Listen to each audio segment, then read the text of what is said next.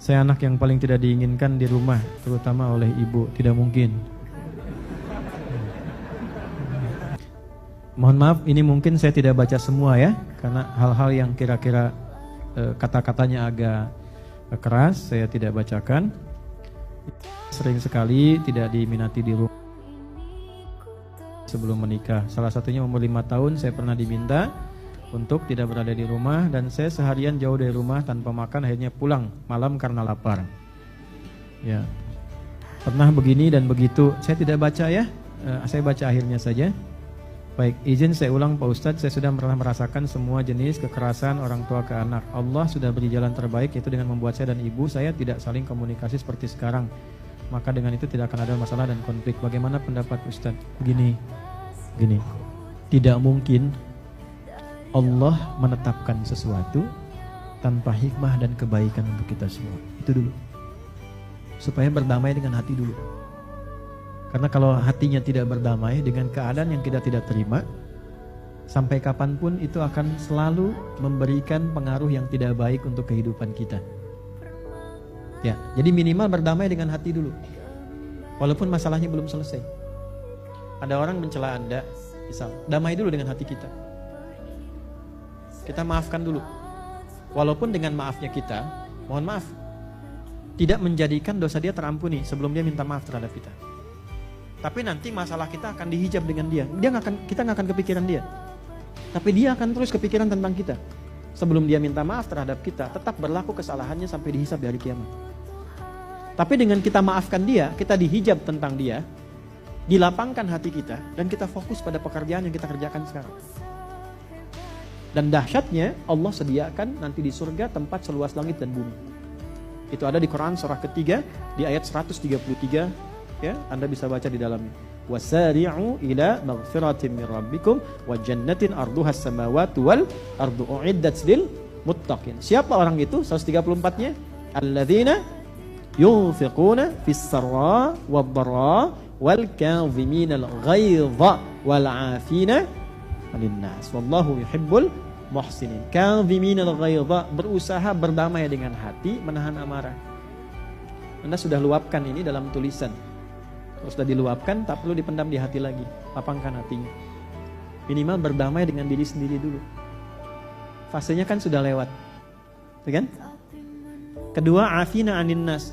Ikuti untuk menaati diri pada Allah. Walaupun untuk menghadirkan cinta pada ibu belum ada, minimal untuk menaati Allah. Itu dulu, yang menciptakan ibu Anda. Itu dulu. Lakukan untuk menaati Allah yang menciptakan ibu Anda, yang dengan adanya beliau Anda ada. Itu dulu. Kalau belum bisa berdamai dengan keadaan ibu saat ini, niatkan menaati Allah. Maafkan dulu. Itu yang kedua. Yang ketiga, kita kan nggak tahu hikmah di balik itu apa gitu. Kadang-kadang ada latihan yang disiapkan untuk apa? Ya mungkin ketika ibu melakukan itu, beliau nggak sadar. Bukan nggak sadar untuk menyakitinya, mungkin keluar sakit itu sakit. Ya, tapi dia tidak sadar, dia berlaku demikian, bisa membentuk karakter untuk kedepannya.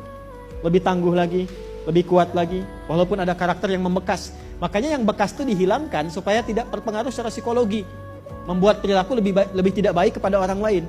Makanya muncul ayat tadi, damai dengan hatimu dulu. Tenangkan, maafkan dulu. Toh dengan memaafkan itu melapangkan hati kita dan tidak merubah masa lalu. Jelas? Yang kedua, surga di bawah telapak kaki siapa? Ibu. Di bawah telapak itu maksudnya ada kepatuhan, kebaikan, ketaatan. Ujian Anda untuk mendapatkan surga, demikian Masya Allah. Ada yang ujiannya lewat pekerjaan, ada yang ujiannya lewat saya belajar, dapat cacian kadang-kadang. Belum ngisi udah disebut bid'ah kadang-kadang gitu kan. Ya, ada fitnah, ada macam-macam. Anda Masya Allah dapatnya langsung dari perjalanan pada ibu. Ya, kalau tidak dengan ma'ruf pasti dengan mungkar. Ada yang ma'ruf dari ibu, alhamdulillah kita sukai. Ada yang mungkar dari ibu, alhamdulillah kita tolak juga. Tapi cara menolaknya bagaimana? Ud'u ila sabili rabbika bil hikmah. Fa'fu wasfah, maafkan dulu, lapangkan hati kita lalu doakan. Ya, walaupun sekarang belum bisa komunikasi, tapi komunikasikan itu lewat ketersambungan kita dengan Allah. Doakan ibu supaya dirahmati Allah, diberkahi Allah, dilapangkan oleh Allah hatinya, dirubah dengan kebaikan, dilembutkan hatinya. Itu dulu. Orang yang mendoakan seseorang yang berperilaku buruk kepadanya, maka lebih dekat doanya sampai ke dalam arsy. Jadi jangan putuskan hubungan, jangan putuskan silaturahim, jangan putuskan hubungan Anda yang ada saat ini. Berdamai dengan diri Anda, niatkan karena Allah, berdoa kepada Allah untuk kebaikan ibu Anda, dan cari waktu yang tepat untuk berkomunikasi dalam kebaikan.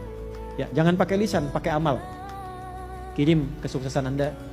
Ya, punya makanan kirimkan, titipkan. Gak harus pakai nama. Gak usah pakai nama, kirimkan siapa kirim. Kirim lewat adik. Ya, doakan. Kirim pesan walaupun mungkin gak didengar gak apa-apa, dihapus gak apa-apa. Namanya ibu itu pasti sampai ke dalam rahim yang pernah di tempat itu Anda dilahirkan. Ya, karena sifat perempuan itu perasa. Dalam rasanya itu Allah kemudian berikan sifat rahmat.